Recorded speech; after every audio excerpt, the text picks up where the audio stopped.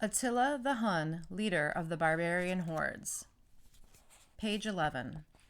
Troyes, Gaul, spring, AD 451. The people of Gaul knew the invasion was coming.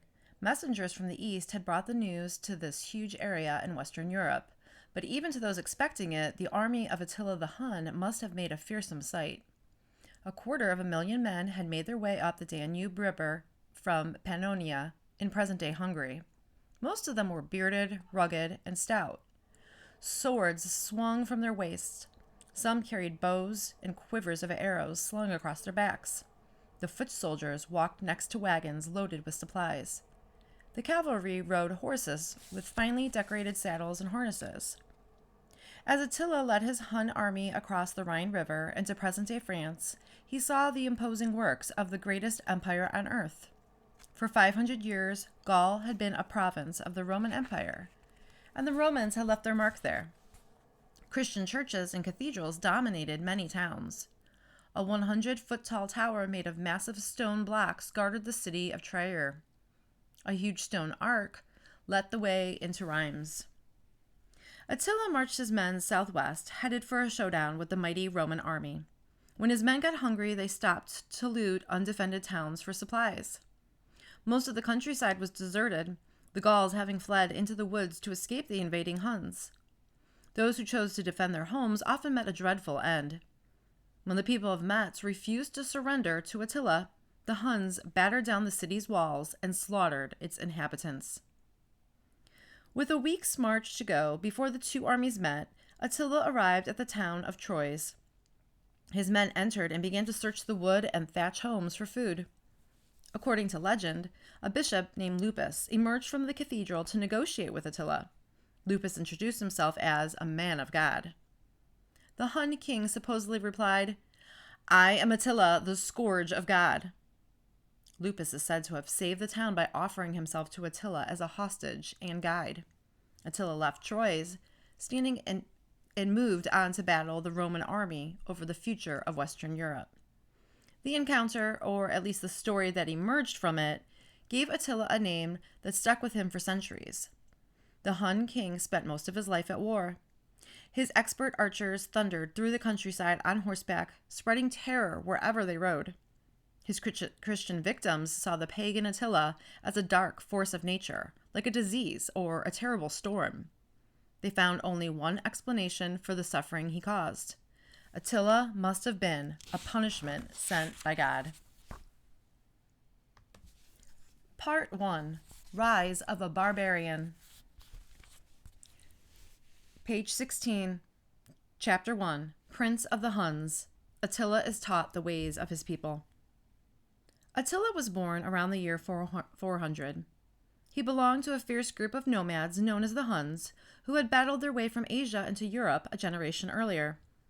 The Huns were a loose collection of tribes, each tribe ruled by a different king. They raised sheep and cattle and moved often to find good pasture land. But they were best known for their horsemanship and their bottomless hunger for loot. The Huns were expert thieves who swept into neighboring villages with little warning to steal gold, cloth, sugar, and any other luxuries they could find.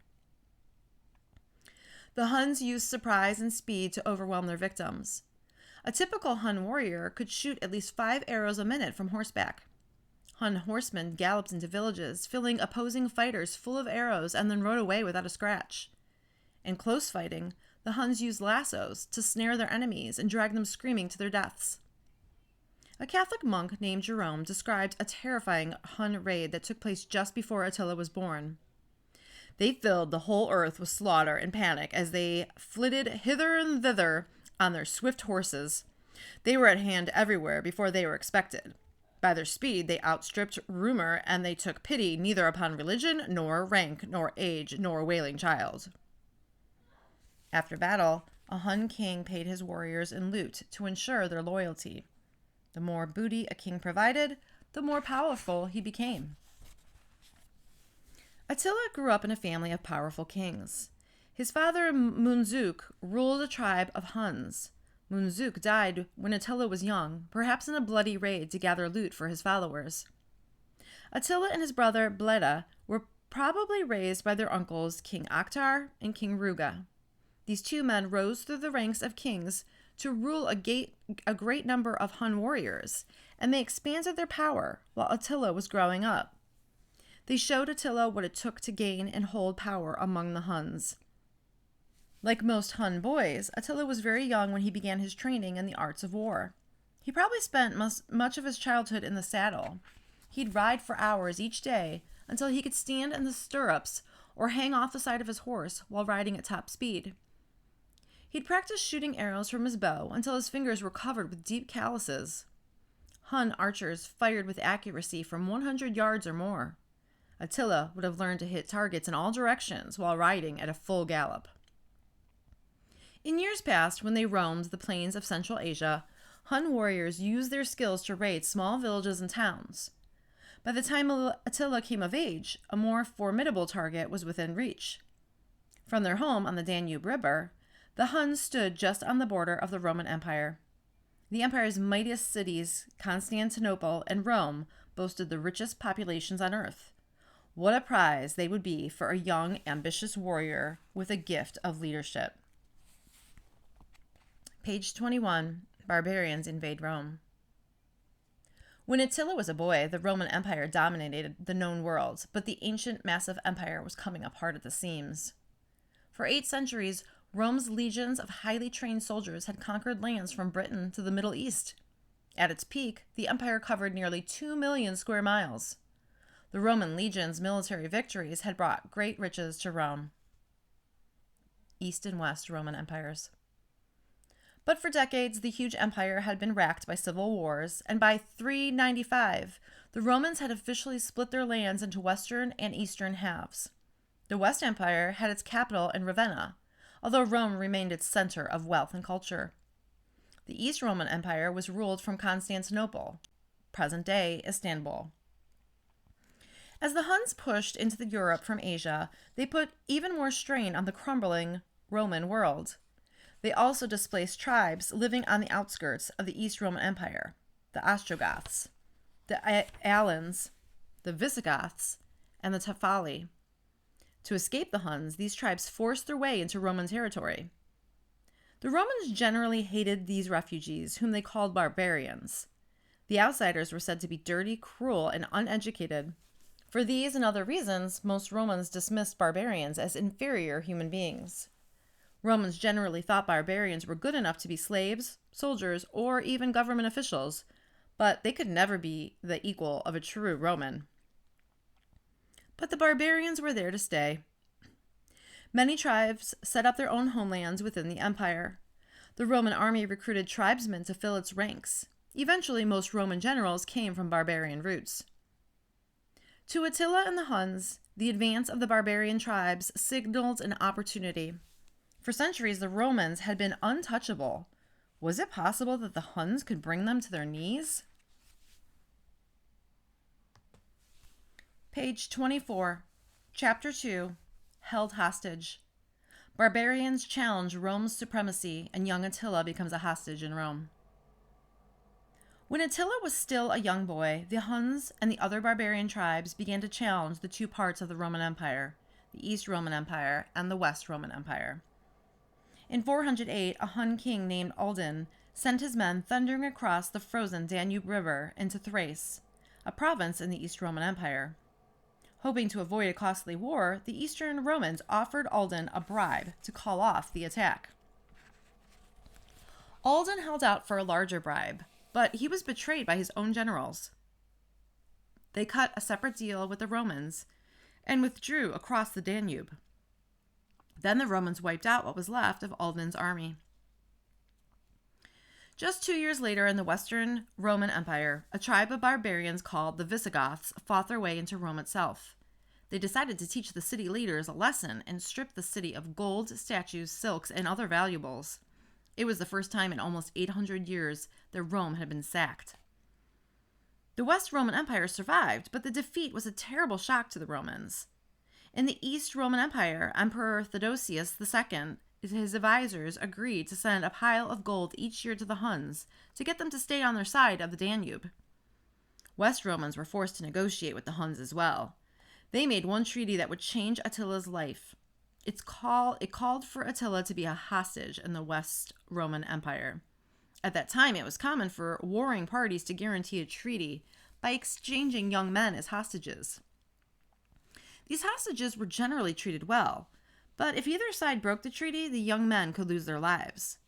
With this risk hanging over him, Attila made the 500-mile journey to Ravenna, where he became a hostage in the court of Honorius, the emperor of the West Roman Empire.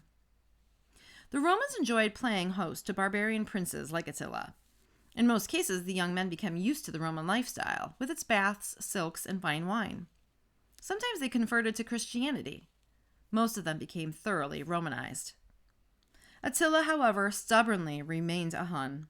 According to some accounts, he prowled around Honorius's palace like a caged animal. Supposedly, his hatred for the Romans grew. He began to study his enemies with the eye of a conqueror. He looked for weaknesses and found plenty. Attila saw that both the East and West were racked with constant conflict. Noble families started civil wars to determine who would be the next emperor. The fighting used up valuable resources and placed greedy or incompetent leaders in control. The emperors imposed high taxes to pay for, among other things, armies that would keep them in power. The rulers and their families lived in luxury, while most Romans lived in poverty. While the Romans fought among themselves, the Huns slowly gained strength. To counter the barbarian threat, the leaders of the East Roman Empire ordered a new naval patrols on the Danube River. In 413, they began building a massive new set of walls to protect Constantinople from an invasion. When Attila returned to the Hun kingdom, he found himself in a unique position. His uncles Aktar and Ruga were no doubt gaining power as minor kings. Their power could only benefit Attila, and after years spent in the royal court in Ravenna, Attila knew better than any barbarian alive how to strike at the Romans' weak spots. It was only a matter of time before he used his knowledge to change the course of history. Page 29, A Fellow Hostage. In 410, the Romans sent their own hostage to the Huns. His name was Flavius Aetius. He was a teenager at the time, a little older than Attila. Most likely he lived well in the Hun capital and could come and go like an honored guest. He used this time with the Huns to become an excellent horseman and archer. He also learned to speak Hunnish and studied Hun culture. More importantly, Aetius became friends with important Huns. One such friend was probably Attila's uncle, King Ruga. Another may have been Attila himself. We know nothing about their boyhood time together, but as men, Attila and Aetius would play a major role in each other's lives. Part 2, The Path to Power. Page 32. Chapter 3, A Forest on the Danube. Attila's uncles take charge of a growing empire. In 425, Attila was about 25 years old. He had returned from the West Roman Empire and was no doubt enjoying his privileged status as a nephew of two powerful kings. Tribe by tribe, Ruga and Aktar had brought more Huns under their control. Most likely they bought the loyalty of thousands of warriors with raids into the East Roman Empire. With Ruga and Aktar in charge of a growing empire, Flavius Aetius, the former Roman hostage, returned to the Huns. He had a proposition for the two kings. 2 years earlier, the Western Emperor Honorius had died. Since then, the East and West Romans had been locked in a civil war to determine a successor. Aetius wanted the Huns to help him fight off the East Roman army. To make the deal attractive to the Hun kings, he had brought with him chests full of gold. Aktar and Ruga accepted the offer and sent an army galloping to Aetius' aid. Attila probably went with them, but by the time the Huns arrived in northern Italy, the struggle was over. The new Western Emperor had been tortured and then executed at the order of the East Roman Emperor, Theodosius II. Theodosius had then placed his cousin Valentinian III on the Western throne. That did not stop the Huns. They stormed through Italy, looting as they rode. Aetius, meanwhile, cut a deal with Emperor Theodosius. He paid Ruga and Aktar to send their horsemen home. In return, Theodosius had Aetius named commander-in-chief of the West Roman army.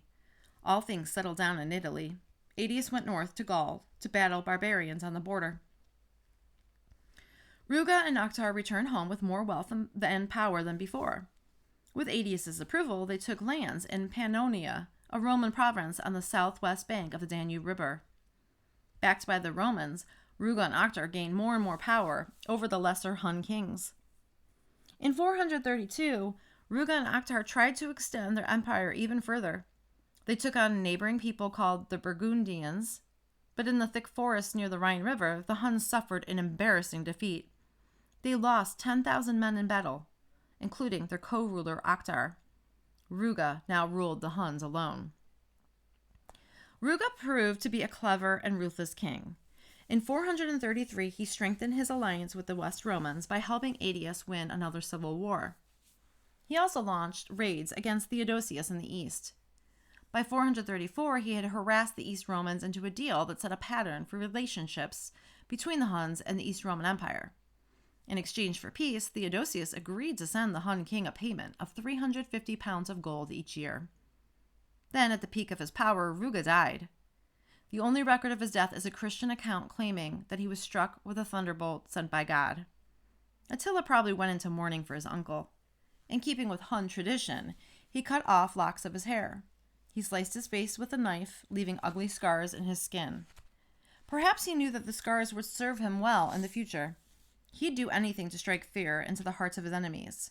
For along with his brother, Bleda, Attila now ruled the Huns. Page 36. Chapter 4. On the Warpath. As co-king of the Huns, Attila takes his army into battle. Huge celebrations followed the mourning period after Ruga's death. Attila and his brother Bleda were crowned co-kings. Their subjects held singing, dancing, and riding competitions. Poets wrote flattering songs in praise of their new leaders' bravery and nobility. At 35, Attila ruled a growing empire whose soldiers were feared throughout Europe. A Roman named Priscus, who later spent time at Attila's court, described the Huns as a warlike people, always alert and quick to reach for their weapons. They had broad shoulders, thick necks, and carried themselves proudly. These men, in short, live in the form of humans, but with the savagery of beasts, Priscus wrote. To Romans like Priscus, all barbarians were savages. But during their first few years in power, Attila and Bleda probably lived up to the description. The brothers fought a fierce civil war to wipe out any Hun chiefs who challenged their hold on the throne. The few survivors fled for their lives. Among the refugees were two of Attila's cousins, Mamas and Atticam. The cousins fled to Constantinople, where they probably assumed that they were safe, but Attila was not about to leave his rivals in peace. In 435, Attila and Bleda demanded a meeting with the representatives of the East Roman Emperor Theodosius II. The Huns threatened to attack unless they got more gold from Theodosius. They also demanded the return of their two cousins and any other Hun refugees living inside the empire. Attila and Bleda mounted their horses and rode with a group of bodyguards to Margus, a border city on the Danube. There they met Theodosius' ambassadors. The Romans assumed they would be negotiating in royal fashion. They brought large tents and plenty of good food and wine. Attila and Bleda refused to hold the meeting on Roman terms. In keeping with Hun tradition, they stayed in their saddles. The East Romans had no choice but to negotiate with the Huns on horseback. The meeting signaled a shift in the balance of power along the Danube. With a newly unified army behind him, Attila and Bleda had made it clear to the Romans that they could not be ignored. The Roman ambassadors got the message. They agreed to double their gold payment to 700 pounds per year.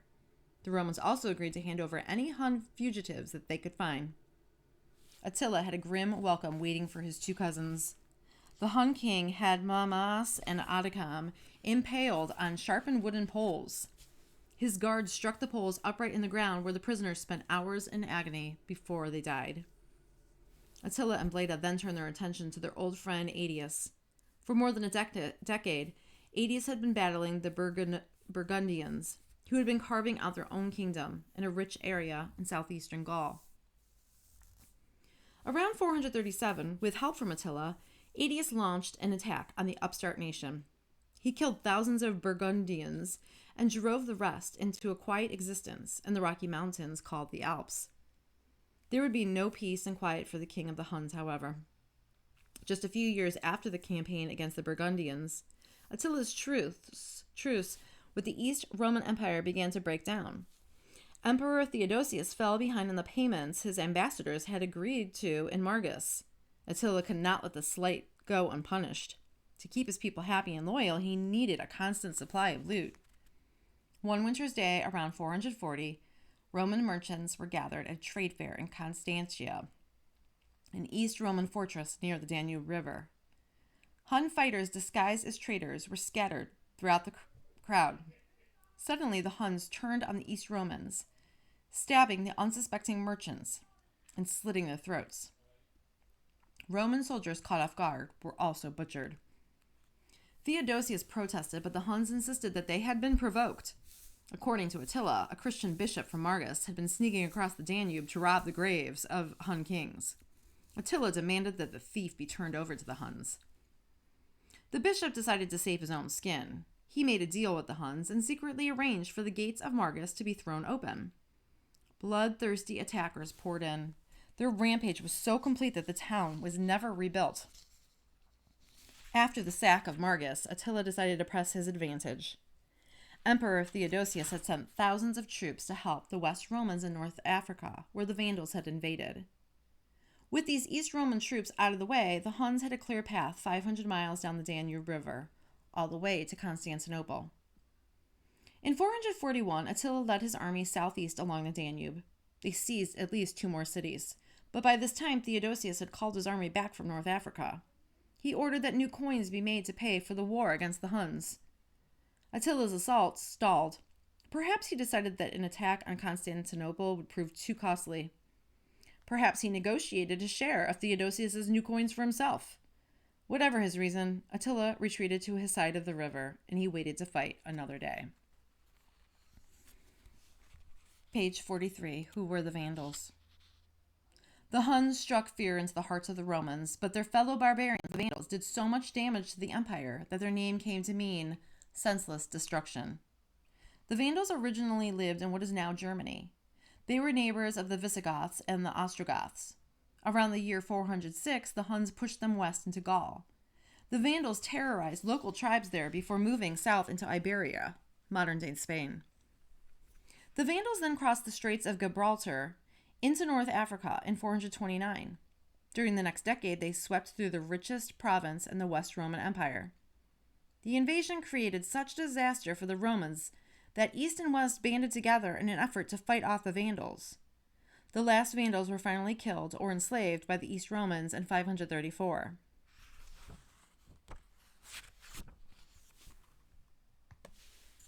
Page 44. Chapter 5. Sword of the War God. Attila becomes sole king of the Huns. Fresh from his campaign against the East Roman Empire, Attila returned home to consolidate power. He did so at the expense of his own family.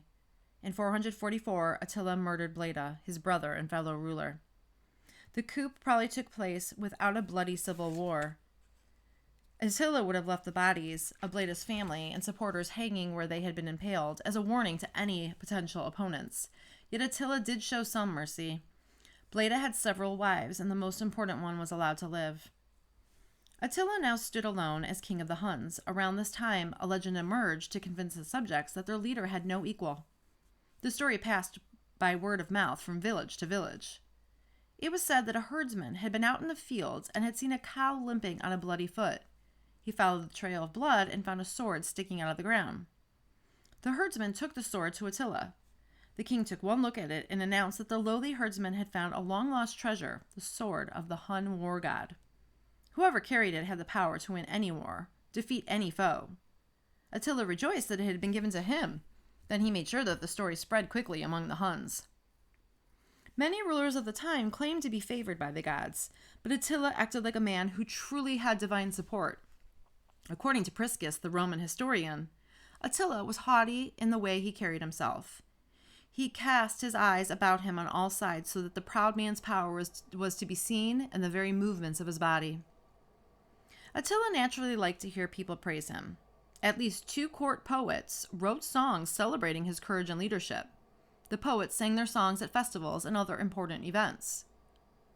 When he claimed sole control of the Huns, Attila was in his mid-40s, old for a man of this time. But it was hard to imagine him suffering a major defeat. His terrifying power was just reaching its peak, and Attila was already scheming to bring the East Romans to their knees. Page 48, Attila's spiritual world. The Huns clung fiercely to their own gods even after many barbarian tribes followed the Romans' lead and adopted Christianity. Not much is known about the Hun religion, but the Hun gods were most likely inspired by the wind, rain, lightning, and other forces of nature. Archaeologists have found some evidence of the Huns' religious practices. The Huns cut off horses' heads and placed them on poles around their camps. Most likely they thought the heads kept evil spirits away. Attila himself was deeply spiritual. He hung on the words of fortune tellers and seers. In fact, because of one mystical prediction, he favored his youngest son, Ernak, while largely ignoring the rest of his family. Apparently, Attila had been told that when he died, the Huns would suffer a great defeat. Only Ernak, the fortune teller said, could bring them back to greatness. Page 49. Chapter 6. Blood in the Balkans. Attila's men cut a deadly path to Constantinople. Early on the morning of January 26, 447, a massive earthquake rocked Constantinople. Tremors shook the ground for just a few seconds, but the shock was enough to cause roofs to collapse and foundations to crack. In the dust-filled sunrise, the horrified East Romans saw that the quake had torn gaping holes in their city's walls. Constantinople lay wide open to invasion. The nightmare was just beginning. 4 solid days of rain followed the earthquake. Water poured through the streets and collapsed already tottering buildings. Many people were trapped in the ruins and drowned. Dirty drinking water caused an outbreak of disease. The smell of death from decaying bodies filled the air. To many East Romans, the disaster seemed like divine punishment for their sins. To Attila, it must have seemed as though the war god was smiling on him. Tensions had been mounting between the Huns and the East Romans. Once again, Theodosius had missed his annual payments. Attila longed for war, and the quake-ravaged eastern capital now seemed vulnerable to attack. Just after the earthquake, Attila sent his mighty army south and east into the East Roman province of Thrace. As they swept down along the Danube River, the Huns displayed an effective new skill. Unlike other barbarian leaders, Attila had learned the art of siege warfare from the Romans. He could now seize fortified cities. City by city, the Huns advanced toward Constantinople. They captured Vataria and Naissus near the Danube. Then they pushed south down the Nasava River, overrunning Sardica, Philippopolis, and Arcadiopolis. Each time the Huns besieged a city, they surrounded its walls with giant towers made of wood. Archers stood on platforms at the top of each tower, protected by screens of wood and animal hide. From their lofty perches, the archers rained arrows over the city walls. Meanwhile, Attila's men on the ground hauled battering rams with iron points to the city gates. They pounded away at the gates until holes opened up and the Huns could begin to pour through. Small villages made an easier prize for the Huns, whose reputation for brutality spread as they advanced. In each village, people saw a cloud of dust as the Huns approached. By then, escape was impossible. The Hun horsemen swept in and rounded up everyone they could find. Those who resisted were slaughtered. Villagers who surrendered to the Huns had a chance to survive, but their lives would never be the same. The Huns separated men from women. They made slaves of the young women, with higher-ranking Huns getting first choice. Attila's generals gave young male captives 2 terrible options: join the Hun army or be killed on the spot. The Huns generally freed the very old and the very young, but only after robbing or burning their homes. All villagers had to treat their conquerors with reverence. One disrespectful comment could provoke a rampage of killing. The Huns were notorious for the cruel tortures they inflicted on their captives, and Attila's horsemen were known to run down victims just for the thrill of the chase. 20 years after the invasion, a monk named Callinicus clearly recalled Attila's deadly march. There was so much killing and bloodletting that no one could number the dead. They pillaged the churches and monasteries. They slew the monks and nuns. They so devastated Thrace that it'll never rise again and be as it was before. Leaving a path of devastation behind them, the Huns finally closed in on the biggest prize of all, Constantinople. Page 55, Jewel of the East. By 447, Constantinople had served as home to East Roman emperors for a century. In that time, they had built a city like the world had never seen. At the heart of the capital, the emperor's palace covered millions of square feet. Its mosaic floors were the largest on earth. Near the palace, a giant stadium called the Hippodrome regularly hosted 100,000 spectators who came out to root for their favorite teams in chariot races. By the time Attila reached its gates, Constantinople was considered invincible. It occupied a peninsula protected on three sides by water. On land stood a fearsome line of defense. Any attacking army first had to cross a moat 65 feet wide and 30 feet deep. If attackers made it past the moat, they faced an outer wall 30 feet high and an inner wall twice as high. Breaching the walls was a near impossible task, even for Attila's fearsome war machine. Page 56, Chapter 7, Saving Constantinople. With Attila closing in, the East Romans scrambled to rebuild their walls. For months, the residents of Constantinople heard rumors of Attila's approach. With the walls crumbling from the earthquake, panic spread through the city. Emperor Theodosius, a Christian, looked to his god for help. He led 10,000 people barefoot through the quake-damaged streets to demonstrate their religious devotion. Each person on the solemn march prayed for safety from the Huns. The answer to the prayers came from an unusual source, the city's sports fans. People in Constantinople followed chariot racing the way people today follow baseball or football. Chariot fans backed one of four main teams: the blues, greens, reds, or whites. Constantinople's leaders used the racing rivalries to their advantage. They organized each team's followers into work gangs and assigned them sections of the city's damaged defenses. The competitors rebuilt Constantinople's walls in 2 months. As Attila neared the eastern capital, he encountered a force of Theodosius' soldiers and quickly defeated them. But when he arrived outside the city, he found it sealed up tight. Even Attila's siege engines were no match for the repaired walls of Constantinople. Denied the prize of the East Roman Empire, Attila ravaged the countryside. Before long, however, disease began to thin the ranks of Attila's army. Dysentery, which causes severe diarrhea, killed thousands of his men.